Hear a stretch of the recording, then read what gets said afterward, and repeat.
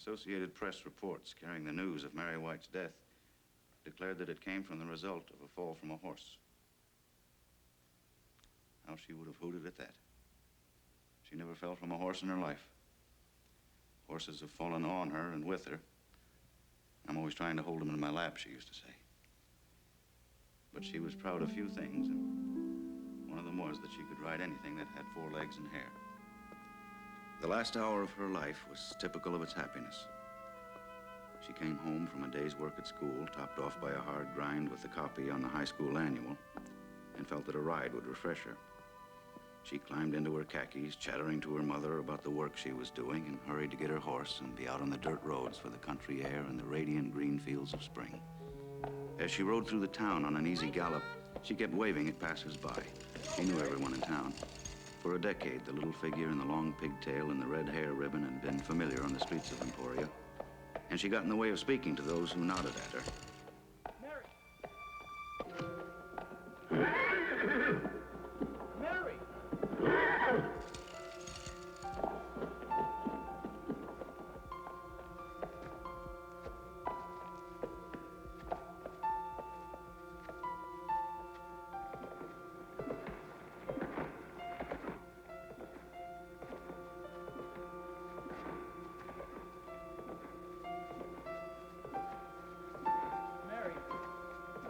Mary!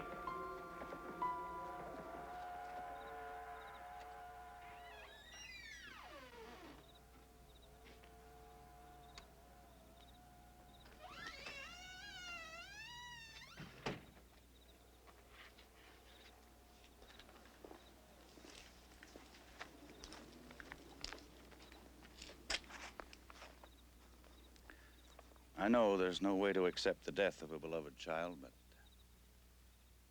but the irony of Mary's accident, the awful irony of her being killed when she was going so slowly. A year ago, she used to ride like the wind. Being the warm-hearted girl she was, she tried to share her joy with her friend Selena. I sometimes thought the prairies had been made just for her.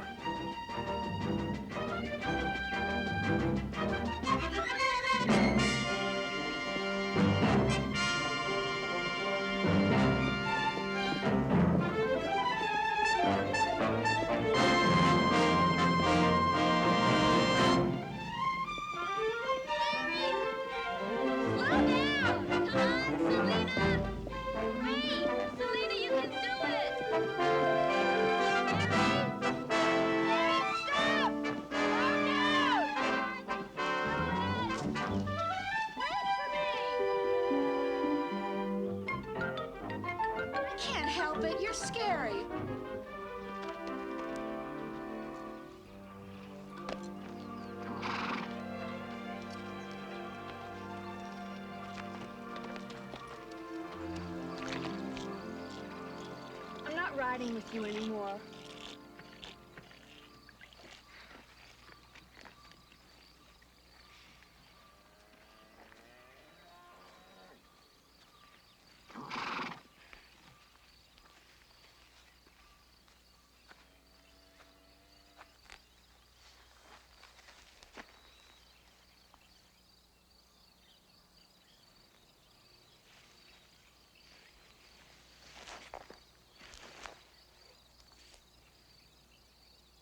Don't be mad.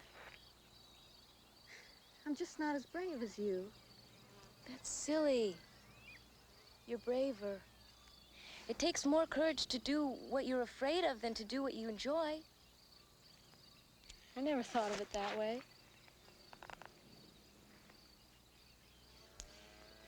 Is that why you do all the things you do? To prove that you're brave, I mean. I don't know. It's part of it, I guess. It's just that I can't stand the sham. I hate hearing people lie. Well, maybe they think they're telling the truth.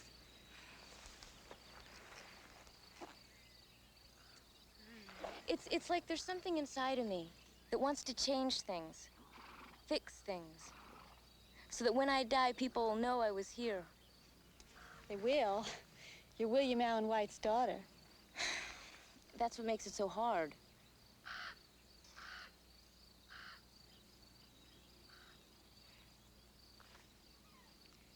on, let's go, Selena.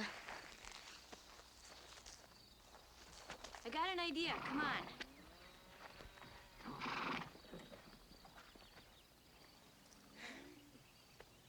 You've got a pretty good seat. Your only problem is you're afraid to let go. I don't know what you're talking about. Okay, I'll show you. Close your eyes. What for? Never mind what for, just do it. Now, try to imagine that you and your horse are one person, that his legs are your legs. You wouldn't be afraid to run as fast as you can on your own legs, would you? No. Okay, now, imagine yourself running. The wind is hitting your face. You're a giant. You can cover the whole earth in one day. You're free. Okay, now open your eyes and let's ride.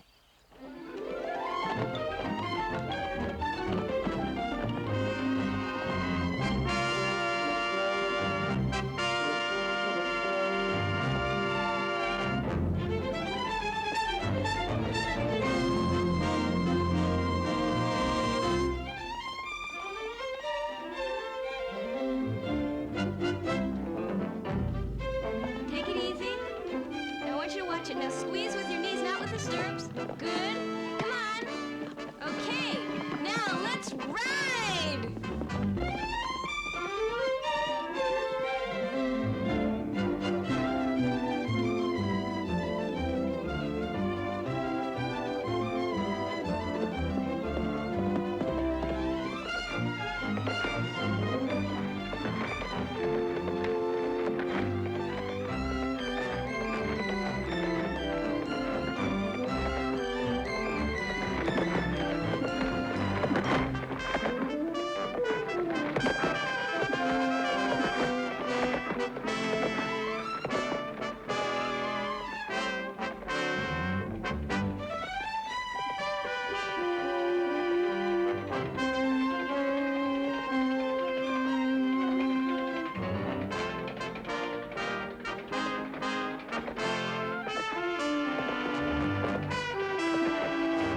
You're doing great, Selena.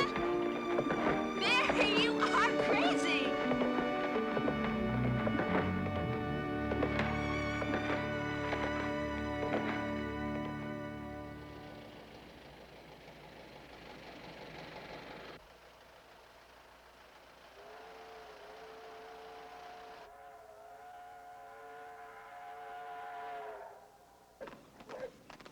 Some people in Emporia who weren't too happy with me said I spoiled its small-town flavor with all my famous visitors.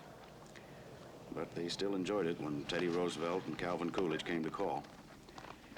This time, my illustrious guest was Jane Addams, the founder of Hull House. And Mary couldn't wait to meet Jane, and she barely made it, as usual.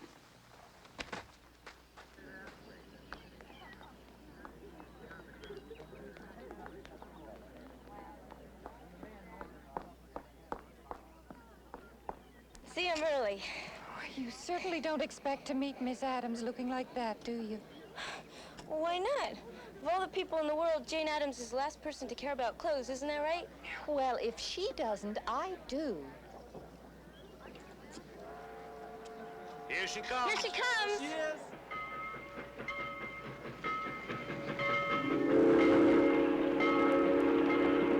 I had visited Jane Addams several times in Chicago since the opening of Hull House. She had worked and dreamed of a settlement house for many years. A place where needy families, delinquent youngsters, and the foreign-born could come for help in dealing with a world that had dealt harshly with them. Hull House was that dream come true. As she went on to become president of the International Women's Congress, my admiration for her deepened. And over the years, she, Sally, and I had become dear friends.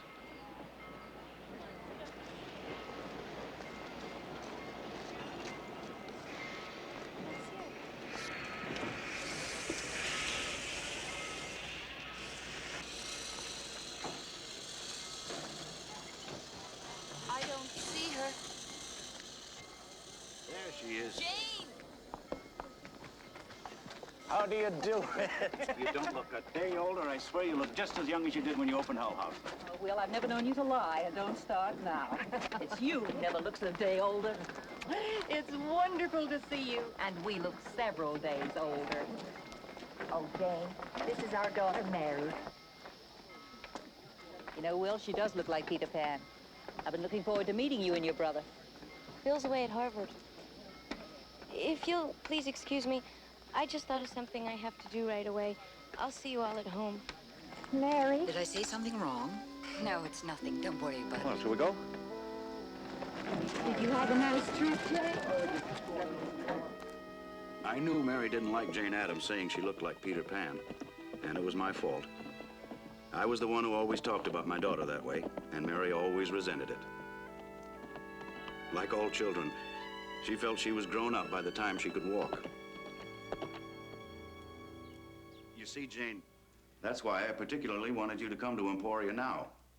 This is the real heartland of the United States, not the big cities filled with those idiots who have been seeing Reds under every bed. Well, I'm sure you're right, Will, but I'm going back to Europe. I feel more comfortable there. You seen this? That is being distributed by a group called the Sentinels of the Republic. Is that the group which called you the most dangerous woman in America? No, that was Mr. R.A. Gum of the American Protective League. The funniest thing that's happened is that I've been denounced by the Daughters of the American Revolution. Can you imagine their embarrassment when they found out that I'd been a member for more than 20 years? I don't understand. Why are they doing this to you? I suppose because I represent change, Mary. And change is very threatening to people. Mrs. White, supper's ready. Thank you, Martha. Well, it'll blow over. We're all a bunch of hotheads in this country, but our bark is worse than our bite. They may forget about the colleges and the intellectuals, but I'm not so sure about the women's organizations. Oh, I hope you're wrong. You managed to take a small-town newspaper. Through the sheer brilliance of the editorials, have made yourself a voice to be reckoned with right across the country. Do you think that could have happened if you'd been a woman? Maybe not. That's why I'm so apprehensive. The hysteria is even beginning to affect Hull House. You can't let that happen. There's so much further to go.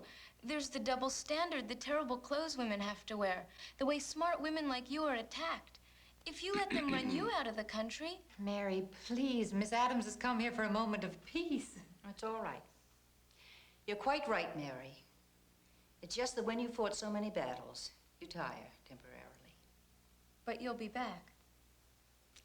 I'm afraid I will. There's so much I want to do. Well, start. Here? You've had the misfortune to be born into a family of reformers. You'll find something. Would you write something in my copy of 20 Years at Hull House? Certainly. It's a little battered, isn't it?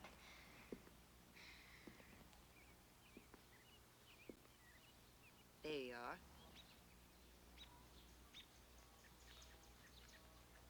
To Mary, who will learn that a journey of 1,000 miles begins with one step. Jane Addams. That's the hard part, learning to accept that. I was just like you. Sally. Wanted to change the world overnight. Suppose I still do, but it can't be done. I'll never be like you. I have no patience. When I see stupid people doing stupid things, I want to hit them.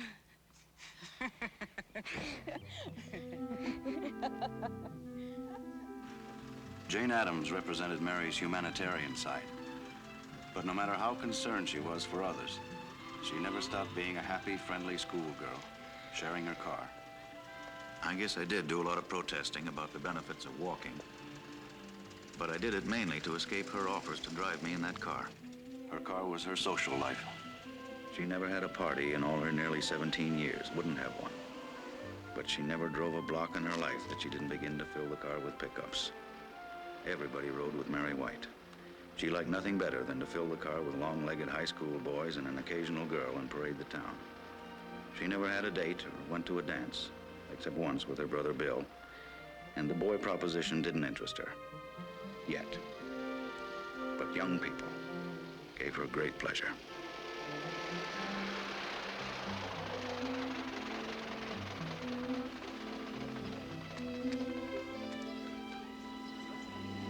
Okay, end of the line, everybody out. Thanks for running, Mary. Thanks for the ride.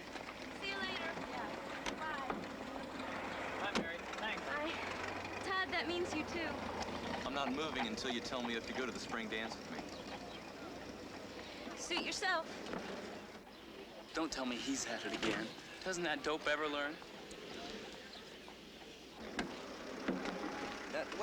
What's the matter, huh?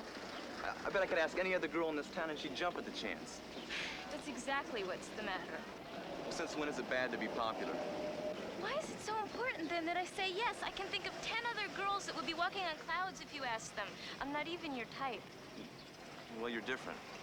You bet I'm different. I'm William Allen White's daughter. Well, what's that got to do with it?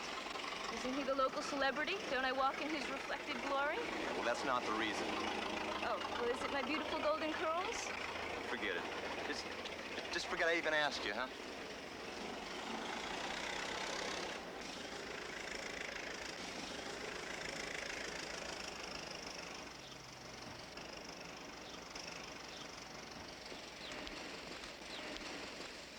Are you crazy? I wish you'd asked me. Just tell him your father's a legitimate daughter.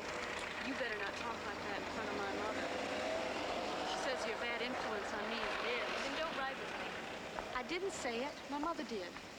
She just can't understand that you and your family are different from the rest of us.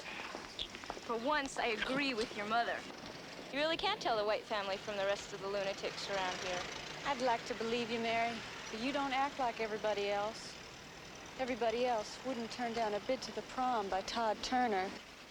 Bother Todd Turner. I'm sorry. You want to go riding after school? If you slow down, I get scared riding that fast. Will you? Mm-hmm. Now, I don't want you to get the wrong idea. She tried to conform. She did. But somehow her efforts were always just slightly askew.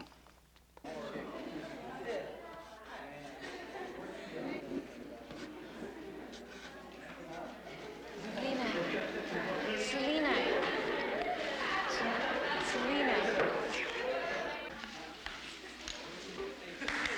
Quiet down. Now, who can tell me what president succeeded Abraham Lincoln? Selena. Andrew Johnson. Correct. Good. And what action was taken against President Johnson that has never been taken before? Mary? The House of Representatives voted articles of impeachment against him. But it was only because he wanted to carry out Lincoln's policy of lenient Reconstruction in the South. Oh, that's a very broad assumption, Mary. I don't think your book mentions that connection. But it's true. The Congress didn't care what the people wanted. They just cared about punishing the South. Look what happened in Russia. It led to revolution. Yes, well, you may sit down, Mary. Jane Addams says if we don't learn from history... I said you may sit down. Same thing's happening here. There'll be blood in the streets. Jane Addams is being persecuted just for trying to get women their rights. I think we would prefer to listen to the wisdom of historians. Neither you nor Miss Addams can aspire to that title. She's a great woman. You don't have any right to make fun of her. That will do, Mary. You will leave your seat and present yourself to Mr. Andrews' office for discipline. You are being insubordinate.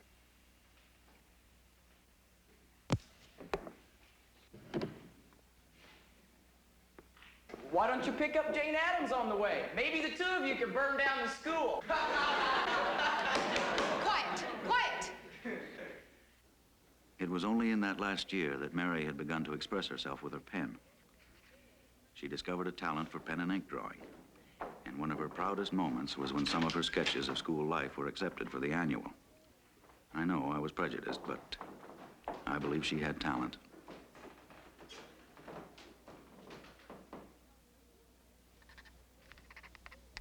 I don't think her legs are quite that thin, do you? Oh, I'm sorry. Oh, it's really quite good. Although I can't say I approve of your drawing.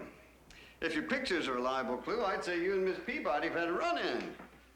She said to tell you I was insubordinate. And were you? Well, I don't think so, unless telling the truth is insubordinate. Well, one person's truth can appear to be another person's lie. Did you contradict her? I just said that President Johnson was impeached because the Congress wanted to punish the South for the Civil War. Well, that's an interesting theory. Is that all you said? Almost.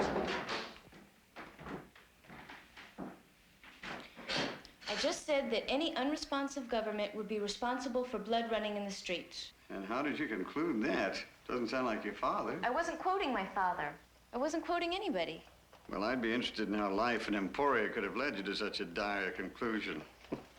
Is there something going on that I don't know about? You know, Mr. Andrews, Emporia isn't the whole world. When Jane Addams was here... Jane Addams was here in Emporia? I should have enjoyed meeting her. I have the most tremendous respect for her achievements. Well, she was only here for one night. And what was she like? She was thrilling. Absolutely thrilling. Do you know she's being called the most dangerous woman in America now? Just because she speaks up for people who can't speak up for themselves. Isn't that disgusting? It most certainly is. You know, I heard her once. I was in New York on vacation. I happened to see a notice of her appearance in the paper.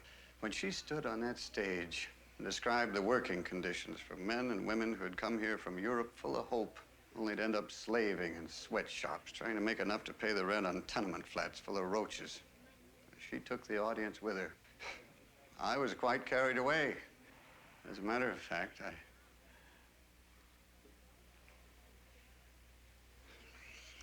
I fear we're digressing. Impertinence to a teacher cannot be tolerated. I hope you understand that.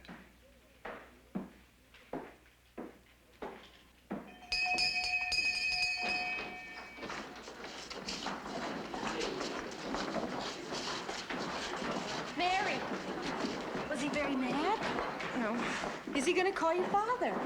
No, he just told me what he had to. Had to? What do you mean? He's really a very nice man. But he's like everybody else around here. As soon as he starts being human, he remembers who he's supposed to be. What? Forget it.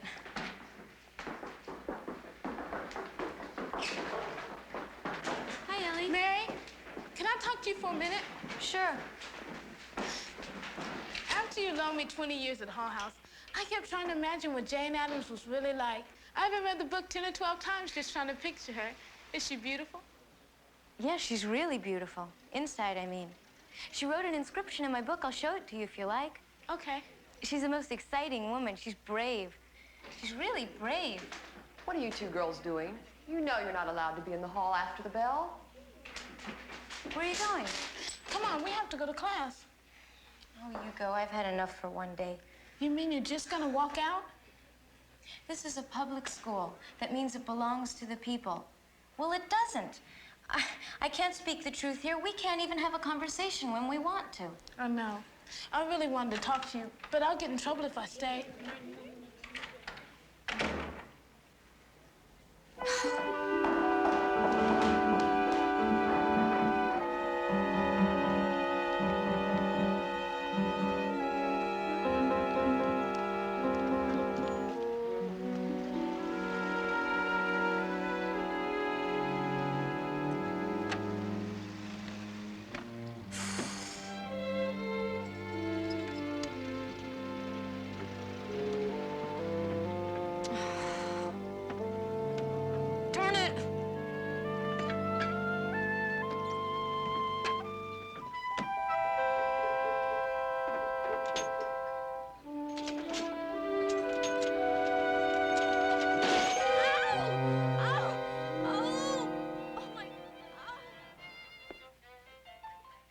Does it hurt much? Not like when the doctor said it. Here you are. No, thanks. Maybe later. I'm not hungry now.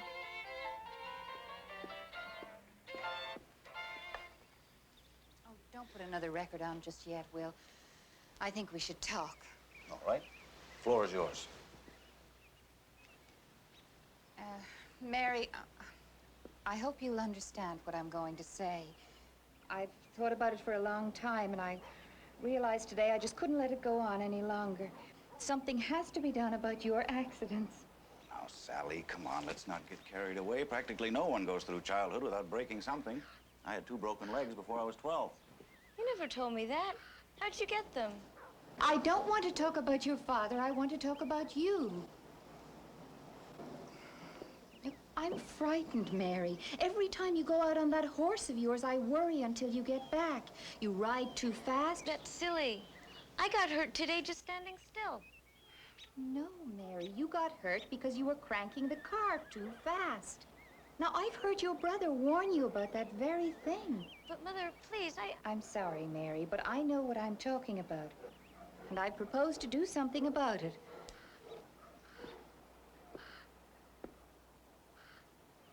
Well,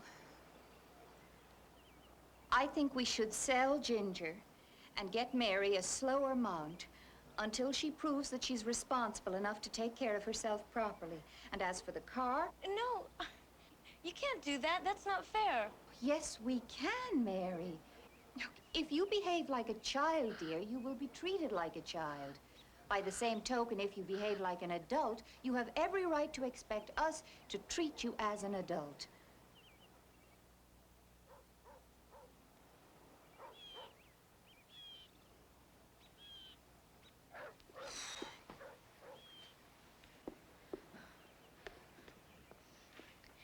That's not fair. You talk to her. She won't listen to me. No, your mother's right. Neither of us wants you to get hurt. You didn't think she was right 2 minutes ago. I hadn't really thought about it 2 minutes ago. You're just saying that because you think you have to agree with Mother. I'm sorry you feel that way, Mary, but you're wrong. I wouldn't do such a thing. Yes, you would. You do it all the time. That is a very insulting thing to say, and I'm sure you don't mean it. I do mean it. I don't expect that of you. At that moment, I hated being human. I wanted to be the god my daughter demanded. And I'm afraid sometimes I let Sally bear the brunt. But first and foremost, I was a man deeply in love with his wife. Look what I found.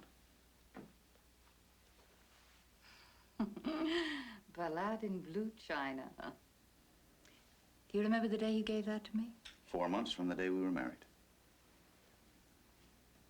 August 27th, 1893. To my girl. Remember how we sat on the floor and read it aloud to one another? I certainly do. You were much better at it. Now then, if that egotistical pup of 27 years ago were to come knocking at your door, would you still have him? If I were still the girl I was then. What about now? I wouldn't trade him for the egotistical man I have now. Thank you very much. Don't mention it.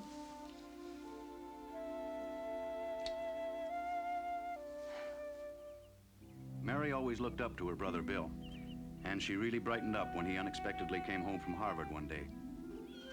Mother? Bill! Oh, what a lovely surprise. For heaven's sakes, why didn't you let us know that you were coming? Well, I got tired of being good old predictable Bill, so I thought I'd surprise you. Bill! Bill! Oh, playing hooky. Oh, I'm legal.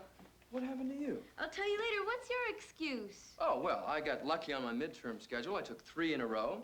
Heard Bucky Newland was driving as far as Kansas City, and here I am. My, you look different. It's the clothes.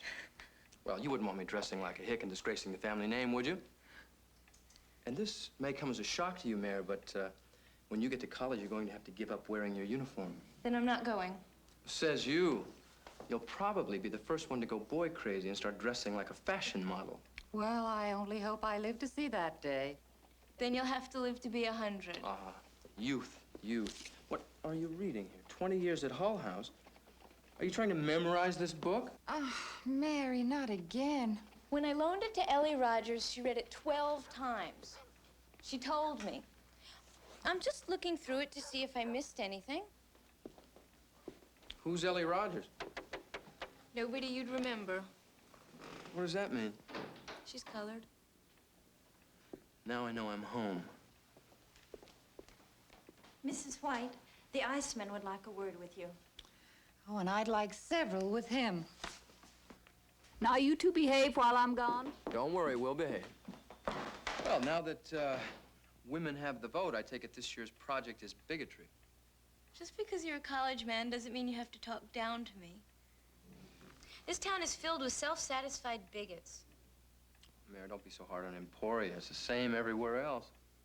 People are slow to change. You sound just like Father.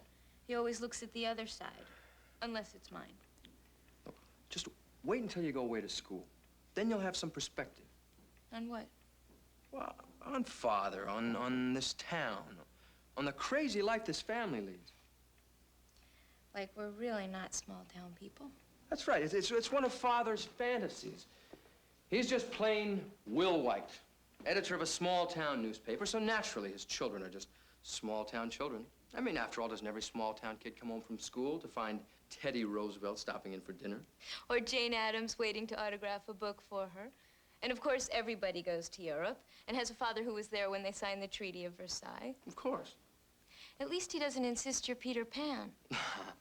Well, he'll get over that. I mean, he'll have to. When he sees you with 4 or 5 children hanging onto your skirts, calling you mama, even he'll have to give up. You're just as bad as everybody else. You all assume that all I want to do with my life is get married and have children. Well, first of all, I think we should straighten up the world before any more children are brought into it. And secondly, I'm not planning on getting married. When I find my own road, I'm going to travel it like Jane Addams. Good for you. And in the meantime, can you get around with that thing? Yes, where do you want to go? To the newspaper office. Then I'll see you later. Well, don't you want to go? No. Father's letting Mother punish me for breaking my arm. They're selling my horse and they're not letting me drive the car. What do you mean he's letting Mother punish you? Well, he could have stopped her. He didn't agree with her, I could tell. He just thinks that he has to play father, the way he plays William Allen White, small-town philosopher. Look, Mary, he's a great man, but he's not perfect. Stop pushing him so hard. You did to go to Harvard. Well, that was different. I helped you.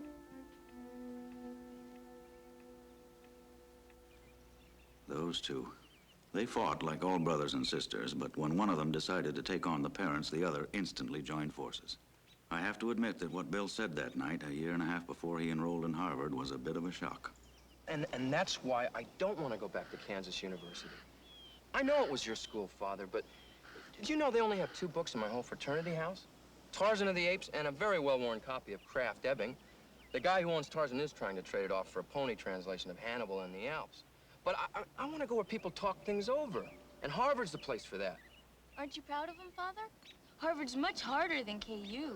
You know, it seems to me you should get more than enough talk right here at this table. Well, it's pretty one-sided. I think a man should be exposed to more than one point of view, don't you, Father? Well, you know very well there's only one way I can answer that question, but Bill, Harvard is not the only repository of knowledge in the world. I even managed to dig some out right here in Kansas. But that was before. The world's changing. There's so much more to learn now. Sally, will you fetch my shawl and my slippers? There's a bit of a breeze out here. We have to be careful of that at my age. Look, now, we don't mean it that way. Oh, don't you?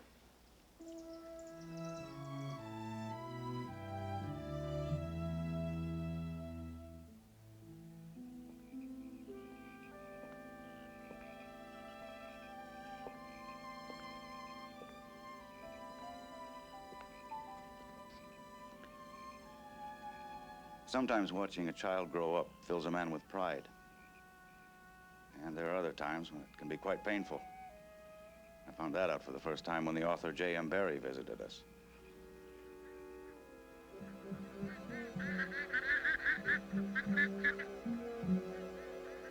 Even your American air smells young and aggressive.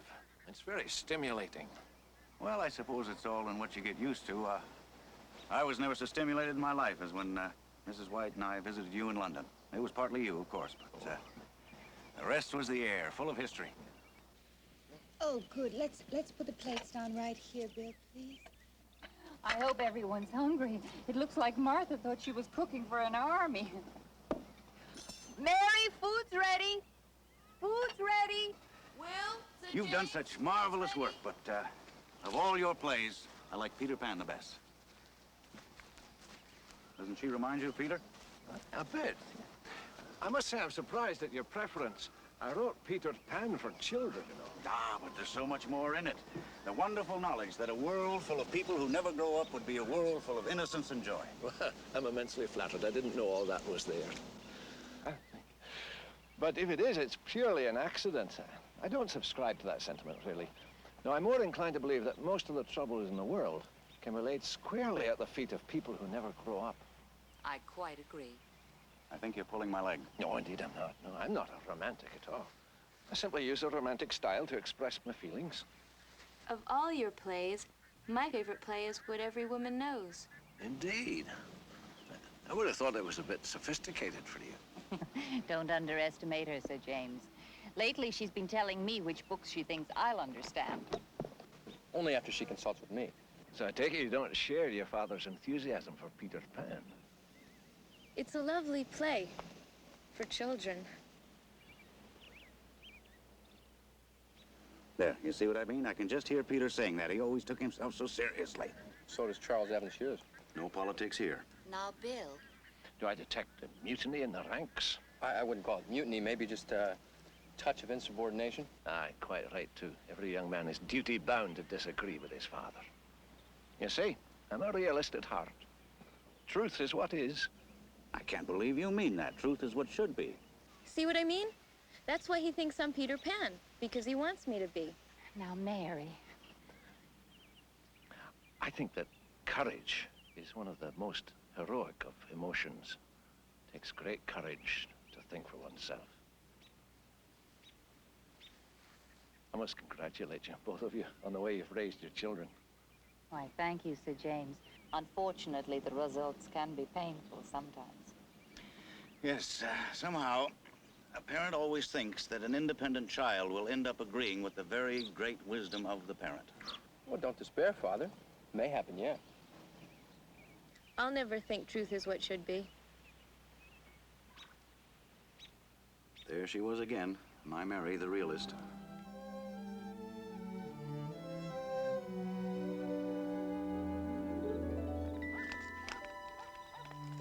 Jane went off to Europe, but her spirit stayed behind. She put a burr under Mary's saddle, all right. Mary was itching to take that first step.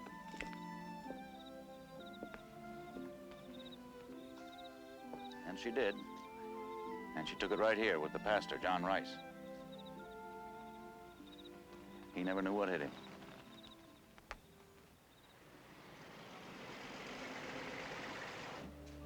Here we are, Mary.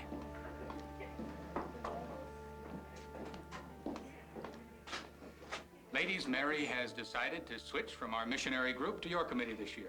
Mrs. Pettigrew, have you got a job for her? Well, that's sweet of you, my dear, but between us, we've pretty much got the menu covered.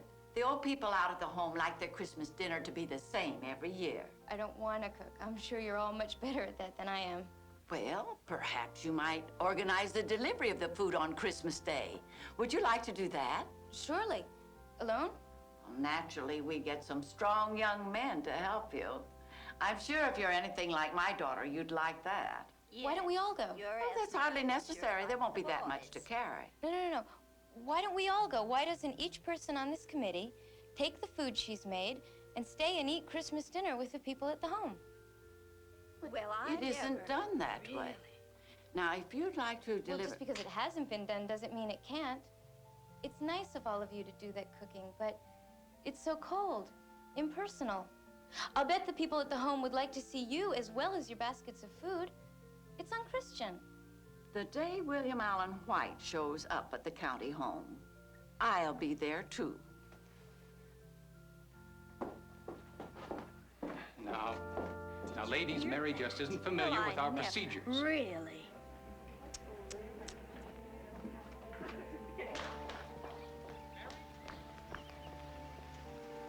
Mary, wait. You think I'm wrong, too. I respect your motives, but I don't agree with your methods. Giving can't be ordered. It must come from the heart. That sounds like one of my father's editorials. He writes and you preach. I joined the church to get something done.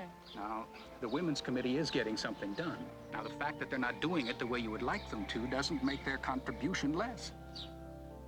In other words, you're not going to help me. I have a whole congregation to consider. You're not the only one. No wonder my father doesn't go to church. Now, slow down. Now, a minute ago, you were lumping the two of us together. Now it's you and him against me. Mary, I know you want to help. We all do. each in our own way. Sometimes that way takes a long time to find. Have a little patience. No. I'm sorry, but I'll find my own way without the Women's Committee.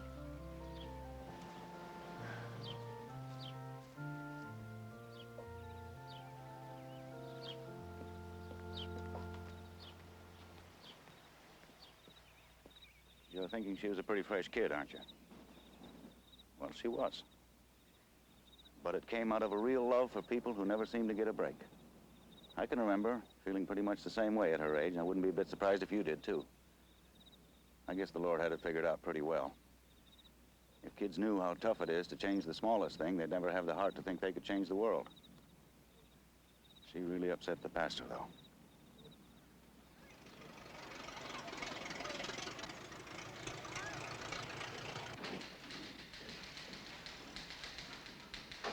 Morning, Sam.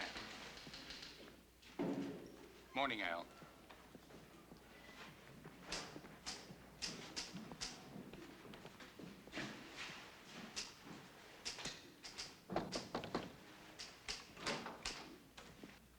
Put it on the desk. Go away.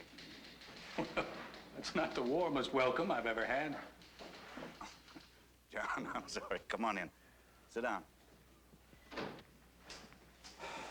I gotta warn you, this is not a day to preach brotherly love to me. I'm not even sure I like you.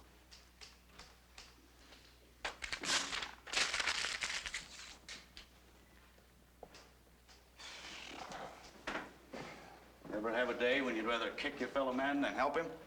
Answering as a clergyman, never. As a fellow human being, occasionally.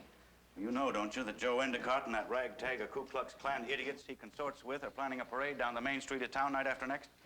I thought we'd seen the last of that nonsense. No, sirree. They're coming complete with signs, burning crosses, and white nightgowns. That piece of paper I threw away was my 5th attempt at an editorial trying to show them up as the asses they are. Will, I want to talk to you about Mary. Well, good. That's bound to be a more pleasant subject.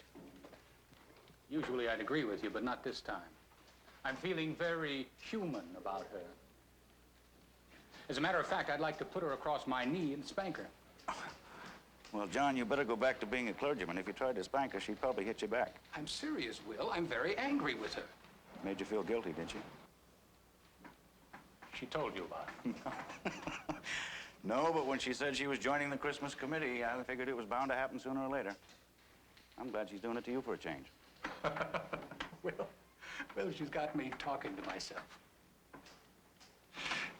Do you think maybe I don't see the forest, or the trees? John, Mary's gifted. She has the intelligence of a woman and the heart of a child. That's a real Peter Pan. And fortunately for us, we've grown up. Now, John, don't take it to heart. There's not a person in this world can live up to Mary's expectations. I guess you're right, Will. I just wanted to talk it over. Thank you. Okay, see you later.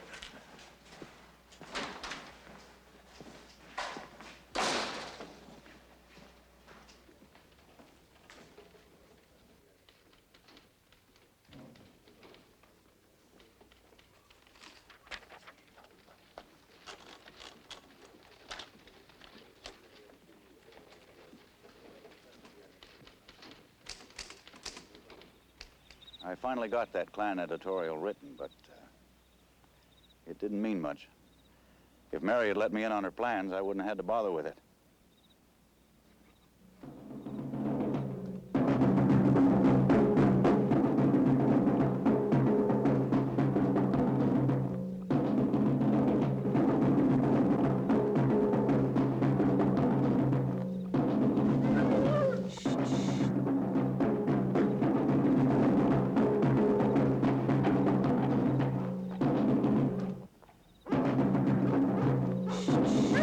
It's okay, Kate.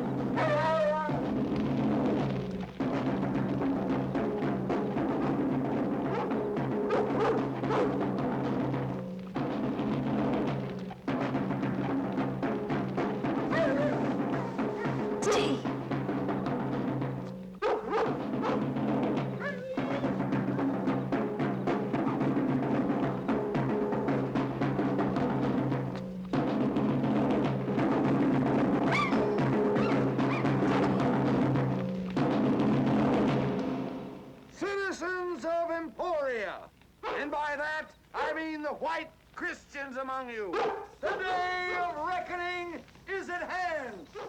How long must the pure among us allow ourselves to be dragged into the slime by the unclean, the niggers, the Jews, the radicals that pollute our clean American air? I tell you now. Get away, dog. Get out of here, dog. Get out of here, King. Get out of here, boy. Get away, dog. Get away. Hey, Joe, it's your own dog! What's the matter, Joe? Don't even King know he's supposed to be afraid of you? You got a great watchdog there, Joe. Get out of here, King. King, get out of here. Be mad, Papa. I'll get him. Come back, King. Get away from me, King. Papa, I'm sorry. I'm sorry, Papa. Get He away didn't from me. mean it, Papa. Hey, King, get away. I'll get him, Papa. Get Come away. back, King. Come back, boy. I'll whoop your backside, Billy. I told you to keep that damn dog at home. Citizens of Emporia! Citizens, come back here. Come on back here. You listen to me. Listen to what I've got to say to you. Listen to me. Don't go away. I've got something to say to you. You come back here and listen to me. Listen to me. I've got something to say to you.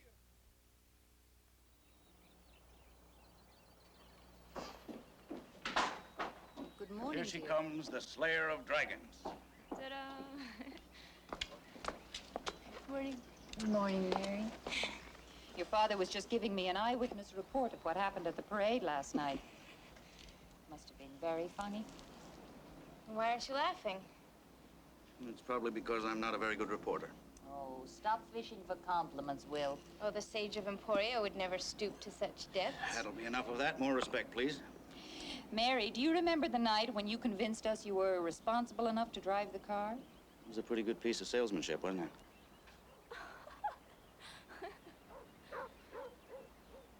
Well, growing up brings more than privileges. It also brings obligations. Now, that prank last night, no matter how we feel about the Klan, was not very responsible. Oh, now, come on, Sally. You should have been there. It was the prank of the century. Well, gotta get to my study. Come along, Sally. We've got a lot of proofing to do. I'll be right there, dear. You know, Mary, you can't have it both ways. If you want your father and me to take you seriously, you're going to have to give up some of the freedoms of childhood. Well, then I guess I don't understand the difference. Sally? Later, dear. He's calling me. Coming, Will. Last summer, when Bill came home for vacation, we were all together again. But even then, Mary refused to be anything but the free spirit she was.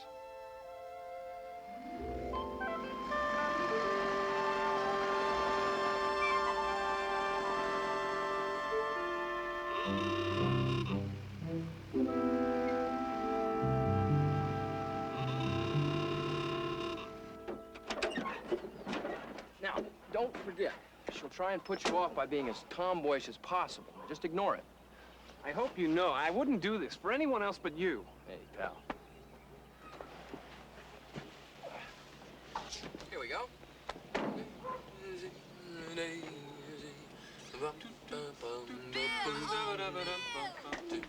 Mother! Bill, you're early. How lovely. This is my friend, Richard Sloan. How do you do, Mrs. White? We're so pleased that you can come. Thank you. For heaven's sakes, come inside, both of you. Well, you both must be parched. How about some lemonade? You have just been offered nectar of the gods. Say yes. Oh, for heaven's sakes, Bill, it's only lemonade. Not when you make it. You better not walk around town dressed like that. Otherwise, somebody's going to see you and put you in an envelope and mail you back to the Harvard Lampoon. Oh. See what I mean? You must be Bill's sister. I'd know you anywhere. How? Mary, this is Richard Sloan, my roommate at Harvard. How do you do? Hello. Oh, you going riding? Yes, would you like to come? Well, how about it, Dick? Fine. We can borrow a horse for you. He's gentle, or do you ride horses at Harvard, Mr. Sloan? Mary, Mr. Richard Sloan III's family have been raising horses since they arrived on the Mayflower. Well, the only thing I like better than Mother's lemonade is a good ride. And I'd like to see Mr. Sloan handle one of our Kansas horses. Well, it'd be my pleasure, Miss White.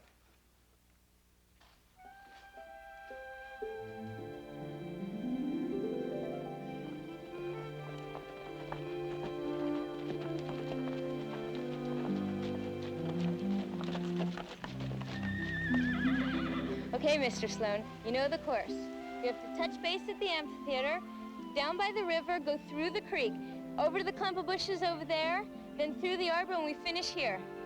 You ready? Yep. Okay, go.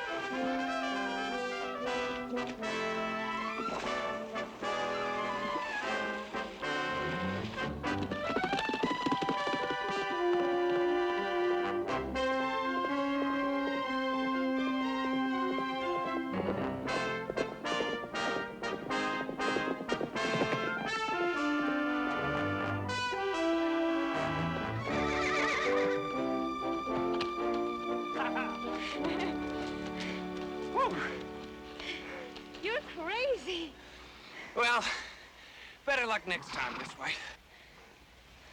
And there will be a next time, Mr. Sloan. All right.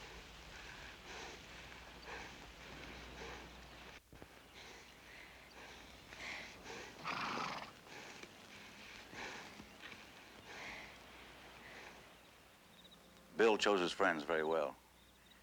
Finally, even Mary had to admit that. Rest ye merry gentlemen, let nothing you dismay. Remember Christ our Savior was born on Christmas Day to save us all from Satan's power when we had gone astray. Oh, tidings of comfort and joy, comfort and joy. Oh, tidings of comfort and joy. Merry Christmas. Merry Christmas, everyone.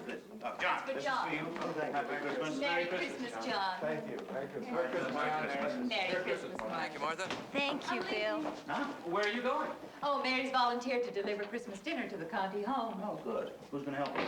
Pastor Rice said he'd round up some strong boys. Well, I'm a strong boy. Why, there are even those who would say I'm the equal of 2 strong boys. I don't think it's your cup of tea. Well, I'd be interested in hearing what you think my cup of tea might be. Country club dances, regattas, things like that. Oh, Mary. No, it's all right, Mrs. White. I know that your daughter thinks I'm a lightweight. Well, aren't you? Why don't you try me and see? Okay, get your coat and let's go. Goodbye, everyone. Bye. Thank you, Bill. Drive carefully. Thank you, We Mary. will. Take care, you two. I think maybe Mary's met her match.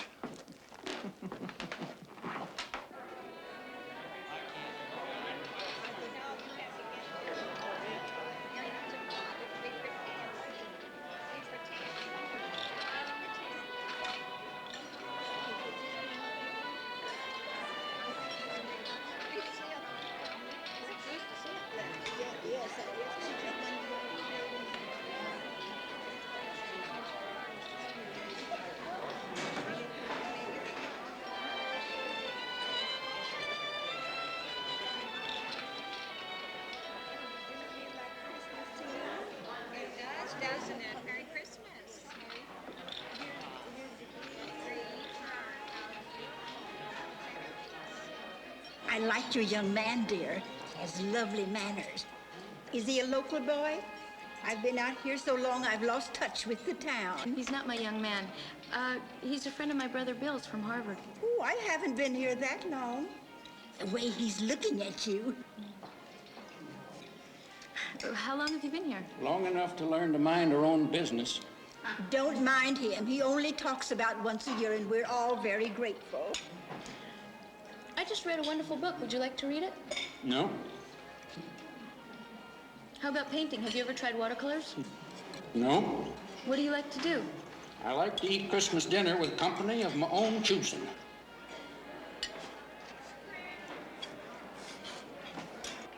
Sorry. Mary.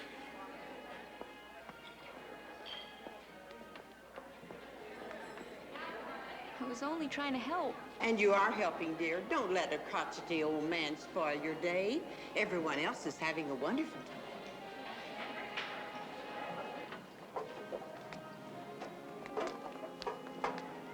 That was some experience.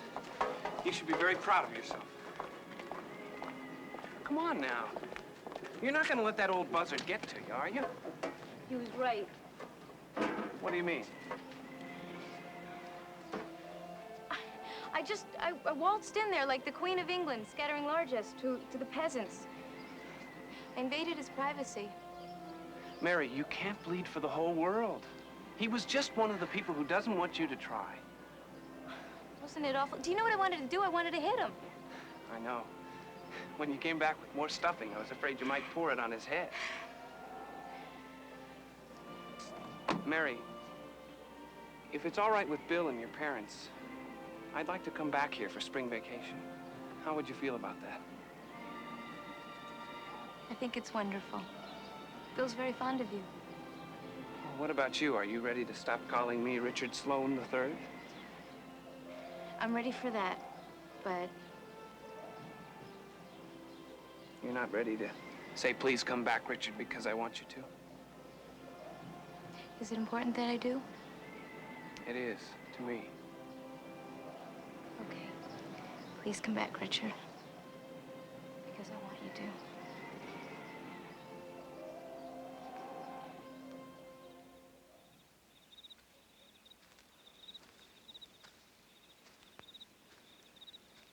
Mary was very much like her mother. Neither of them knew or wanted to know how to flirt. When I met Sally, she liked me and she let me know it. And Mary was the same way, whether it was Richard Sloane III or Tom Knight, the Gazette carrier. Oh, come on, Tom. Give him to me now. I could take them out your desk for you, you know. If you don't stop treating me like this, I'll... You what? I don't know. You just make me feel so helpless. Well, that's all the thanks I get for being considerate. After all, you're used to riding, not walking this way. Oh, a little exercise never hurt anybody. Besides, they're letting me have the car back next week. What about Ginger? Still off limits. My father says he'll let me know when they think I can be trusted to ride again. Oh, I have to talk to someone. I'll see you later, okay? Ellie, hold on. Wait a minute. I've been thinking about you. We never got a chance to finish our talk. I know. Maybe we can meet later in the yard. Oh, bother. Come on in here for a second. We can decide where to meet. Mary. Come on. Mary. Maybe they should put white only on the door. Mary. Be careful. They might put no idiots allowed. Then where would you two go? You think you're so smart. What's wrong with you? They insulted you. Forget it. I'm not wanted in here. Who said? It's an unwritten rule.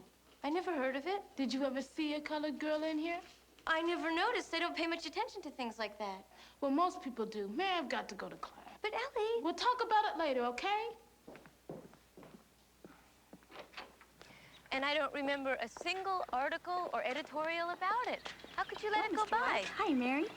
Mary, I am just as outraged as you are by senseless cruelty, but segregation is not something that started this morning in the girls' lounge. It's going to take a lot more than an editorial to stop it. Well, okay, but somebody has to take the first step. Why wasn't it you? I can't answer that question. Well, that isn't going to help Ellie very much. Well, we all do the best we can. I think we can do better. The undersigned believe that segregation of any kind at Emporia High School is contrary to the principles on which this country was founded, As taxpayers, we demand equal access to facilities for all students, regardless of race, creed, or religion. Well, what do you think? It's a fine idea, dear, but who do you think will sign it? You and Father and the men at the paper and Pastor Rice and... Well, you can count on us and probably Rice, but don't be so sure about my employees. They don't all think like I do. But they have to sign. Everybody should. Mary, I don't hold with making a man's private convictions a consideration for employment. I know how you feel, dear. I used to feel the same way growing up in Kentucky. Come to think of it, I still do. Or I would if your father hadn't taught me the art of the possible. What's that? That's reaching for the moon when you know you can't get it and then settling for a piece of it, which is more than you had when you started. But that's not good enough. May have to be.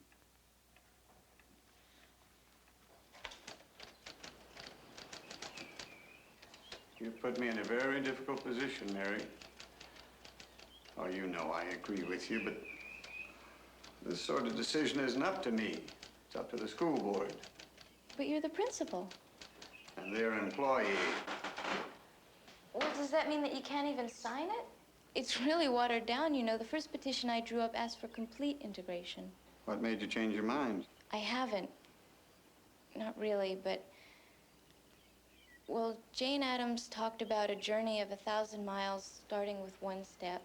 And my parents talked about the art of the possible. And I don't know, I guess I'm just trying to believe that they're right. Well, my heart's with you. I wish you luck. I'd rather have your signature. I know, but I can't. You made your compromise, and I have to make mine. But... I'm sorry. I know when Will White's daughter has a chance to think it over, she'll understand. I hope I never understand.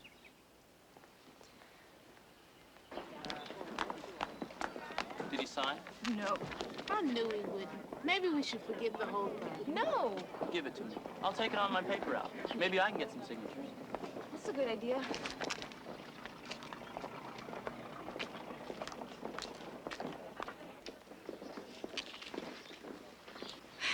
Don't worry, Ellie. Between us, we'll find a way. I really wish you'd forget it. What's the matter with you? This is for you. All of this. Don't you care? I should have known better. What are you talking about? If you really want to help, then leave us alone. Oh, sure, that's a big help. Look, I won't stop. I can't. Just thinking about stopping hurts too much. Hurts? What do you know about hurt? Living up there in that big house with everything you want and your daddy so famous. You ain't even like other folks in this town. You don't even know your place. If you did, you wouldn't let me talk to you like this. You have nothing to be afraid of. You're William Allen White's daughter.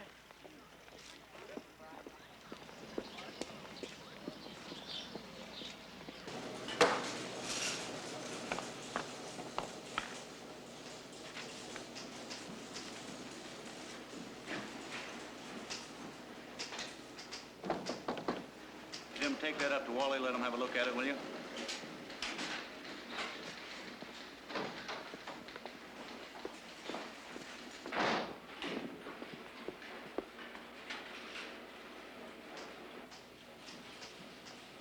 Harlow, will you excuse us? Sure, Mr. White.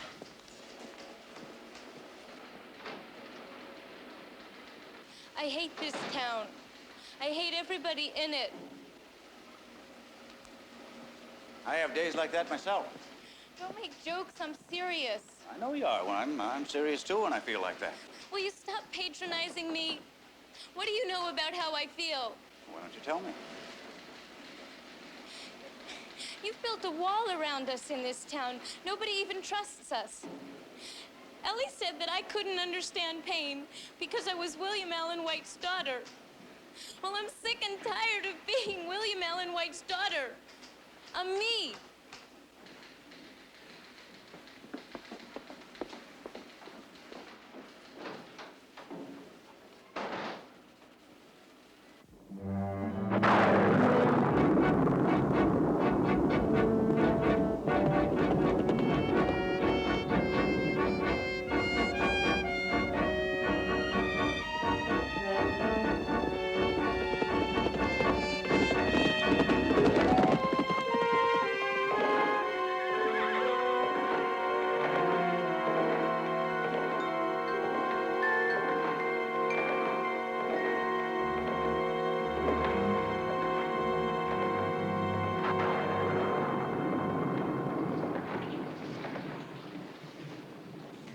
Didn't say a word all through dinner.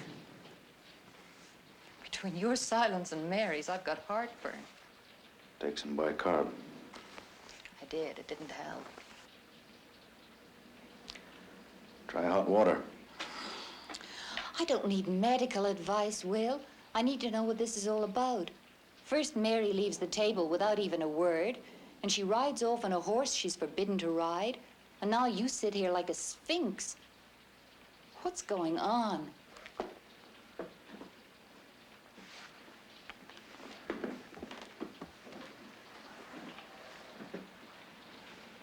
Mary came by the office today to tell me she was tired of being my daughter.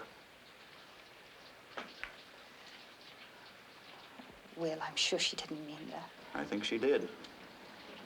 I know she did. Well, you surprise me, Will White. You're the one who's always telling me not to forget my growing up, that it'll help me understand our children better. Didn't you ever say anything in anger that might have hurt your father? Many times.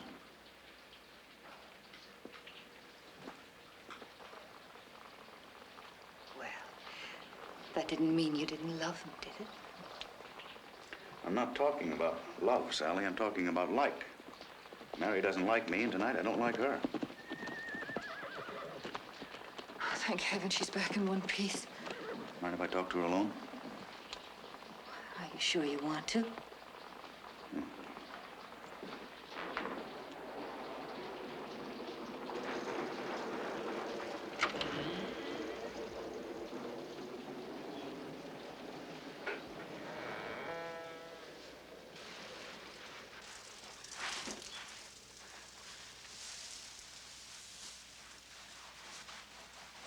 Better use part of that towel on yourself. I'm okay.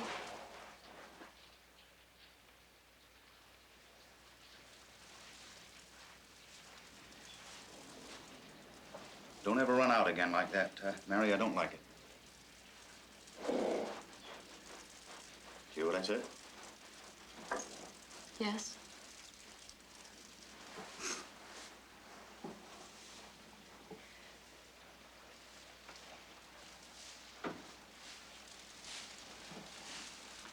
You're angry at me, aren't you? Well, that's all right, because I'm angry at you, too, and I don't like the way it feels. Now, what are we going to do about it?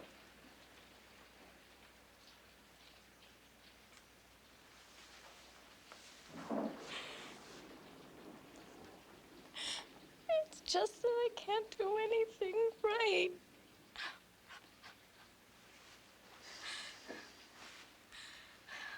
Well, I wish I could tell you that you're not going to feel like this again, but it wouldn't be true. I don't want any lies between us. And when you told me you were tired of being my daughter, Mary, that hurt like the devil. But at least it was honest. I didn't mean it. I just meant that... Wait now. At that moment, I think you did. I guess you're right.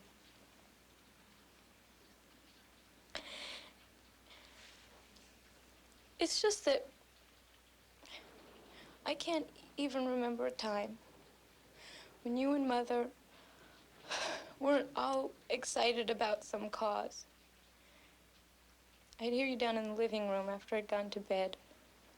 You'd be planning some big editorial that would right a wrong or point out to people how blind they were being. And all I ever wanted to do was help, to do what you do. And every time I try, I get it all mixed up so...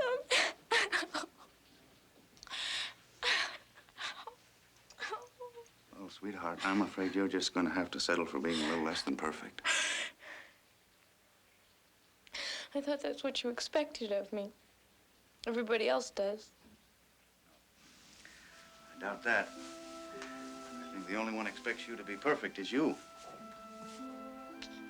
Well, if that's what you thought I wanted, then I don't blame you for being tired of being my daughter. Matter of fact, I know just how you feel. How could you? Because sometimes I get very tired of being William Allen White. I forget, you see. And I expect him to be perfect, too.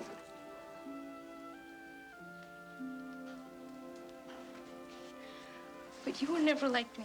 You didn't start out by wanting to make something better and end up by just making it worse. Oh, didn't I? Oh, I'd hate to have to tell you how many times I've done just that. And I might even be doing it right now, but I have to take that chance. You see, Mary, that's what it's all about. Being willing to take a chance. You do it. And I hope you never stop. Do you really mean that? Lord, have mercy on my soul. Yes, I really mean that.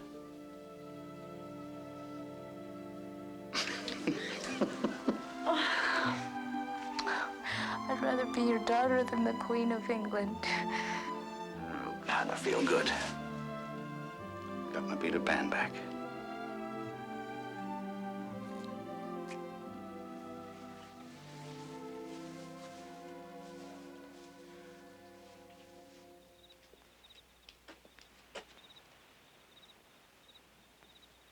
When graduation day comes along in a few weeks, Mary's chair will be empty.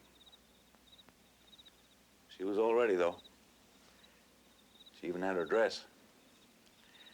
Sally and I figured it had to be pretty important to her for her to be willing to go shopping for it.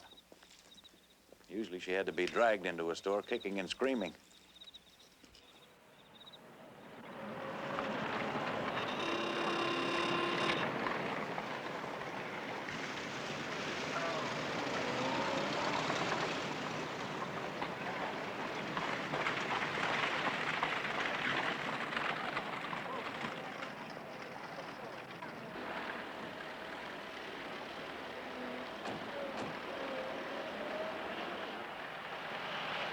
Mother, we weren't going that fast. Good afternoon, Sally. How are you, Mary? Getting excited about graduation?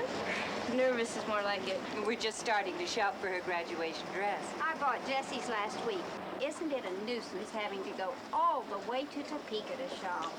Why, Jessie has such a nice figure. I'm surprised you couldn't find something to fit her right here. Not as long as that's in the window. Hasn't Mr. White instructed you to stay out of these stores? Certainly not. Why should he? I imagine he has more important things on his mind. Good thing you ran into us. We're all up. What's that we're doing? Boycotting. Boycotting all the merchants who support the strike. Why? Because our husbands say we should. I don't understand. Neither of your husbands works for railroad management. My Charles says the Bolsheviks are stirring up the laboring men. They don't really want to strike, you know. They're being forced to by the union agitators. Well, I think I'd rather take my chances with the Bolsheviks than with the roads to Topeka. Come along, Mary. Coming, Mother. Good day, ladies. Good afternoon. Why, I imagine you've suffered a considerable drop in business due to the strike, haven't you, Mr. Bonner? Oh, well, I never wanted to get mixed up in this in the first place. I just didn't want to lose my working trade. Anyway, the governor's just passed a law. He's put out an injunction prohibiting those placards. Oh, it's sure a relief to me. Well, come for your graduation dress, have you? Well, what were the shopmen striking for? All the freedom to choose their union. I want to support them, but I can't afford to have it cost me my business. How does that one strike you, Mrs. White? Oh, that's rather pretty. What do you think, Mary? You mean to say that just to sell a few dresses, you're willing to let all those families starve? I've got a family to feed, too. Mary, please, let's get back to our business.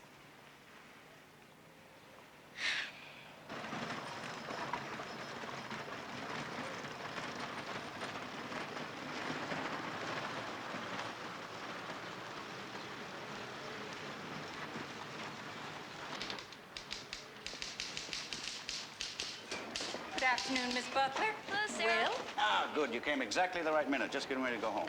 Oh, Mary drove me downtown. Uh-oh. Well, I'll probably walk. I need the exercise. Ben, Daddy. you put this up in our window, please? Oh, you're too late, Will. The governor just obtained an injunction forbidding the posting of that sign. I know it. That's why I'm going to put up a bigger one, make sure everybody can see it. When they come to arrest you, should I tell them they'll find you at home? Yes, indeed. Arrest? Will, they wouldn't do that, would they? No, I'm afraid not. They know that's exactly what I want them to do. I want this to be a test case. They know darn well it'll never stand up in court. Clear infringement of civil liberties. If the governor ignores you, why don't we all drive down to Topeka and march up and down in front of the Capitol with a sign? That wouldn't be breaking the law. The injunction prohibits the sign from being placed in shop windows. It's not fair. That skinflint Bonner's gonna get away with it. Why don't we boycott him for taking the sign down? Because that's an infringement of his civil liberty. He doesn't deserve to have any. Mary, if civil liberties were only available to those people we approved of, we'd all be at the mercy of every crackpot that comes along. Then why aren't you fighting for Ellie? I am. You know, I wrote that article on segregation. I am not talking about writing. I'm talking about doing. Well, Mary, when you get to be a little older... If getting older means putting words before actions, I hope I die young. I'm sorry. I love your spirit, you know that. I hope you keep it all your life. Will, she's serious. Of course she is. That's what makes her marry.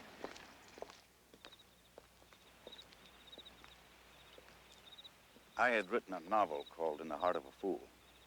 And I was quite flattered when an offer was made by the infant film industry to make it into a motion picture. And when the filming was done, I was invited to New York to view the results. Well, Sally and I agreed that Mary and I needed some time alone together, so I invited her to come along. Well, our trip was a lark from the minute we pulled out of here. Trains have always fascinated me, and Mary shared that feeling. She was so excited, so alive, so eager to drink in new experiences. And so iconoclastic.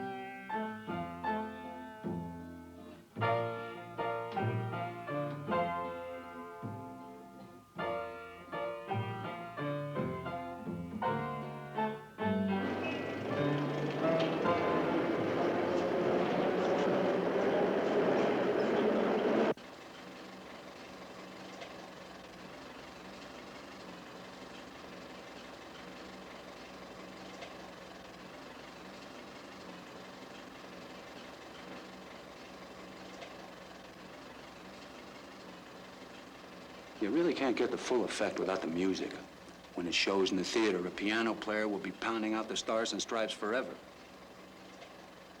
Yes, well, that ought to help quite a lot. You really shouldn't take the money for this. They haven't used your story at all.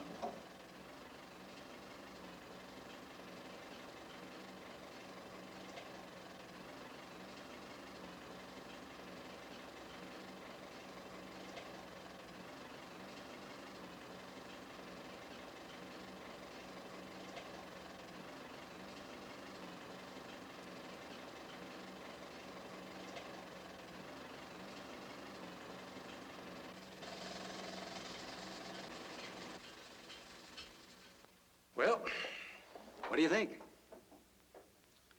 Well, Mr. Stoner, I'm afraid that... Look, Mr. White, you're a great writer, maybe the greatest, but the printed page is not the screen. But what we just saw had no relationship. You're being too literal, little lady. See, what goes up on the screen is the director's vision of what the story is all about. Well, if that's his vision of my father's book, he needs glasses. That will do. My goodness, time flies when you're enjoying yourself. Mr. Stoner, you're just going to have to excuse us. We're late for an appointment. Come along, Mary.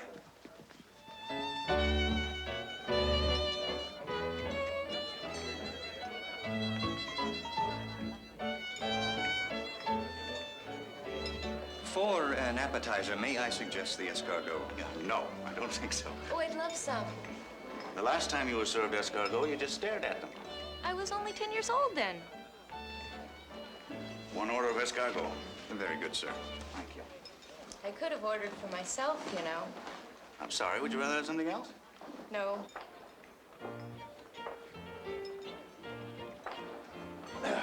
Miss White, may I please have this dance? Certainly, Mr. White.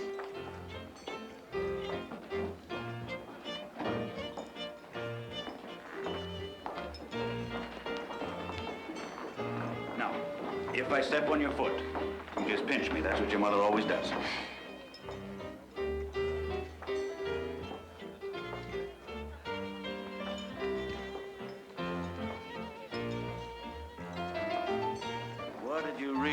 of the motion picture? Or shouldn't I ask? Well, it was... It was an experience. Yeah, it certainly was. It was awful. Mary, I wish you'd stop beating around the bush like that.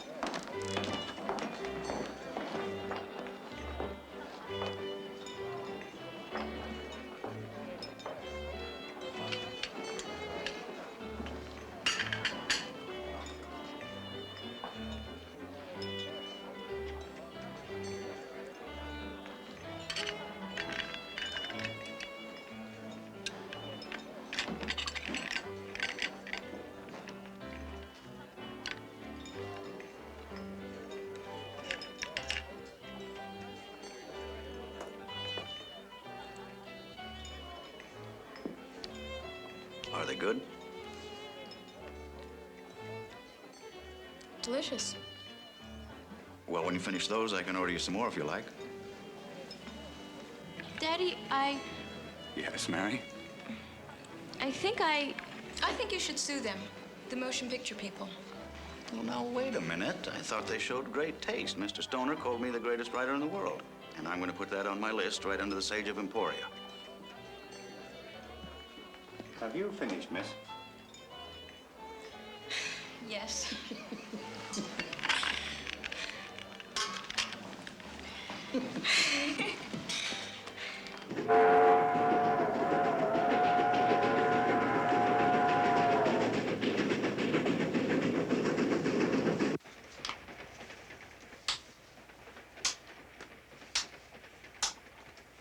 That's another one for me. I concede you're too good for me. You coming down with a cold? Let's play another game. I'll let you beat me. Wouldn't get much pleasure out of that, would I? Well, I seem to remember you used to let me beat you. Yes, well, that's different. You were a little girl. You knew I was throwing the game? Oh, not at first, but, when I got to be about 12. Oh, come on. I didn't do it that long, did I? For all I know, you may still be doing it. Either that or you're a rotten player. No, my mind wasn't on it. I was starting to compose a letter to Will Hayes. The Postmaster General? No. He's the one that got me into this motion picture deal. It's all he ever talks about. He thinks they're the coming things. What are you gonna say? I don't know. I've got some ideas, and get home, I'll talk them over to your mother, sort them out. What was that for? It's like I'm not even here. What are you talking about? I saw that awful picture show with you, not Mother. Why do you have to wait until you can talk to her? Well, it's the way I always do it. You know I share all my work with your mother. It has nothing to do with you. But I want it to. Mary, there are some things that just have to wait. What, till I'm older? Is that what you're gonna say? How much older do I have to be, 100? I have a brain, I have opinions. I may not be a woman yet, but I'm not a child either. I can't wait for you to see that because you never will.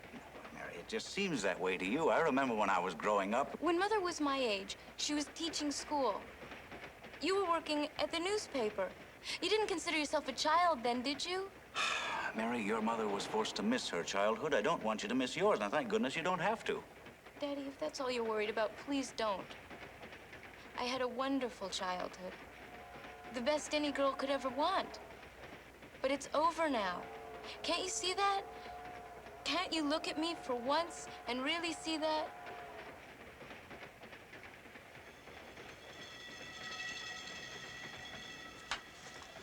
All right. What do you think I should say to him?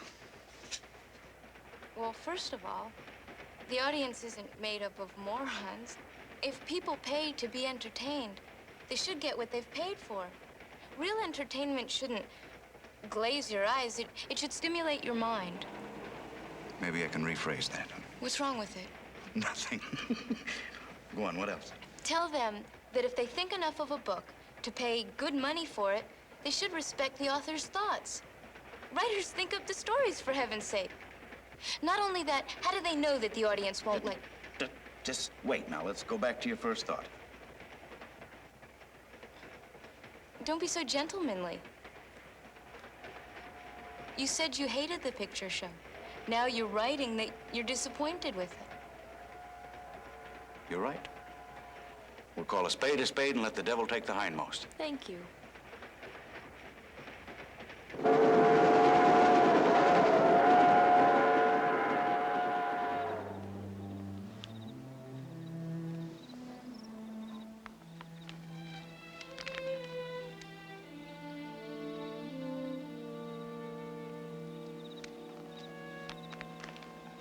From the time Mary and I got back from New York, the current of my public life nearly swept away all memory of those few minutes when my daughter and I knew and respected each other as people.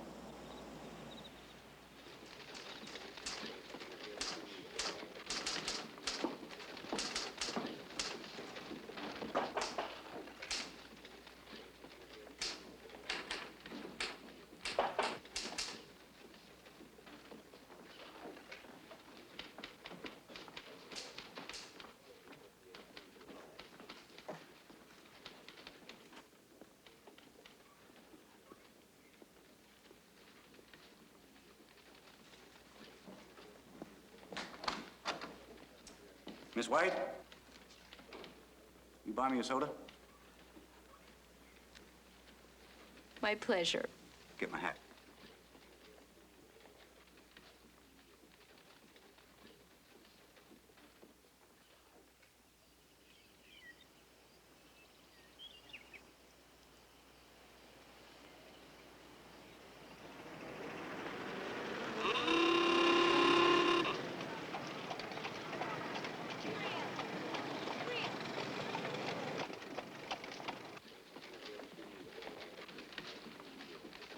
I'll stand behind this editorial. Of course you will, dear. Damn La Follette. It's bad enough we didn't join the League of Nations. Now, if we don't get a world court, we're in for 100 years of war. Children of this country deserve a better legacy than that. Speaking of children, what's happening between you and Mary? There's no end to the idiocy of some of the politicians in this country. It's a good thing we're a strong people because we have to be to survive some of our leaders. What about Mary? Well, when the two of you came back from New York, I noticed a great difference in her. I'm glad. Sally, what am I going to do about La Follette? When you calm down, Will, you'll know.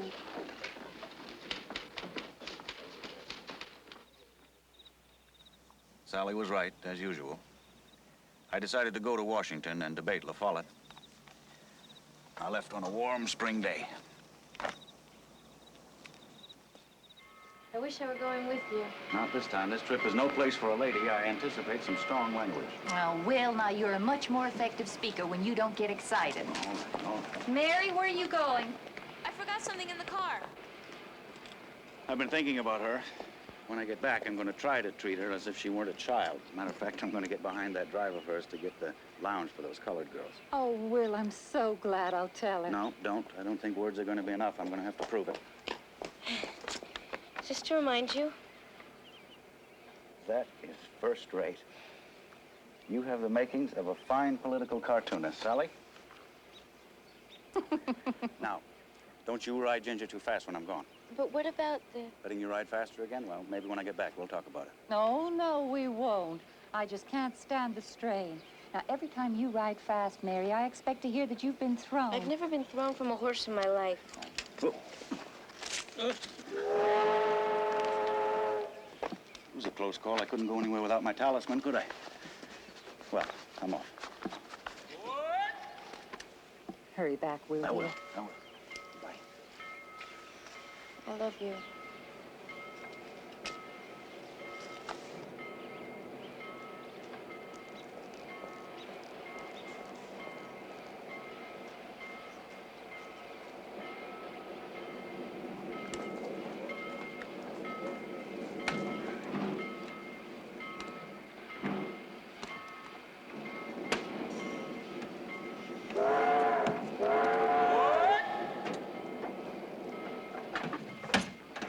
That was the last picture I had of Mary. When I came home, she was dead. Her funeral yesterday at the Congregational Church was as she would have wished it. No singing, no flowers, save for a big bunch of red roses from her brother Bill's Harvard classmen. Heavens, how proud that would have made her. And the red roses from the Gazette force in vases at her head and feet. A short poem. Paul's beautiful essay on love from the 13th chapter of 1 Corinthians. Some remarks about her democratic spirit from her friend, John H.J. Rice, pastor and police judge, which she would have deprecated if she could. A prayer sent down for her by her friend, Carl Now, and opening the service, the slow, poignant movement from Beethoven's Moonlight Sonata, which she loved. Then the Lord's Prayer by her friends in the high school. That was all. Mary was the embodiment of those things that in the lives of young people are essential. She was the outstanding champion of the down and out and the pure of heart. Her emotions and her instincts led her into a finer region of human living. She always stood for things that were worthwhile and gave herself unafraid of the person or the cause that needed and deserved a friend. It is such personalities who stand in the breach when the right things are in danger and who become the law to the life that has no law in itself. And so we shall remember Mary White, a Democrat, unafraid, with a great heart and a strong, clean mind and a dominating will. We will miss you, Mary. And now, Mary's classmates from Emporia High School will deliver the Lord's Prayer. Our Father, who art in heaven, hallowed be thy name.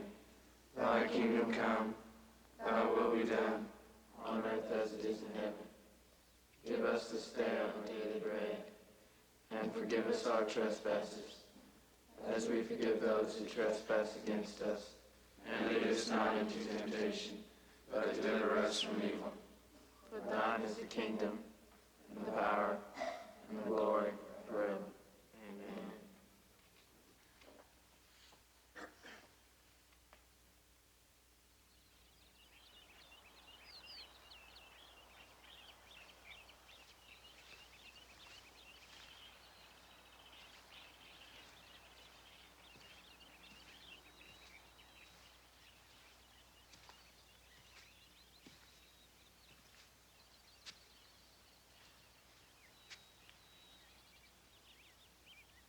Mother's waiting for me, but there was something I wanted to tell you alone. I know in my heart that you would have made a fine woman. A woman that both of us could love and respect. I want you to know that.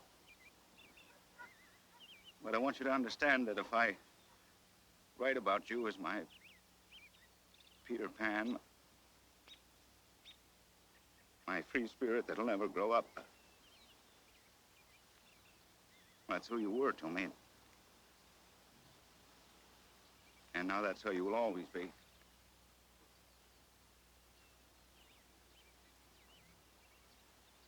Good night, Mary. You sleep well.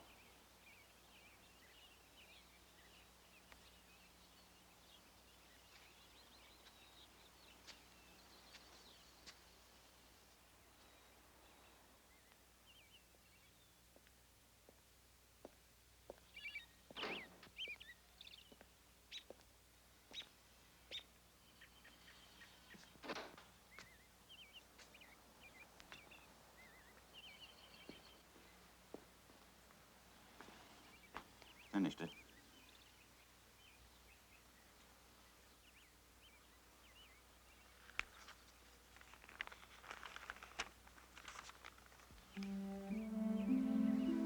Associated Press reports carrying the news of Mary White's death declare that it came as the result of a fall from a horse. how she would have hooted at that. She never fell from a horse in her life. Horses have fallen on her and with her. I'm always trying to hold them in my lap, she used to say.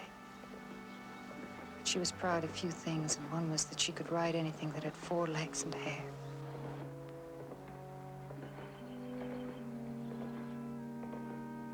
A rift in the clouds in a gray day threw a shaft of sunlight upon her coffin as her nervous, energetic little body sank to its last sleep.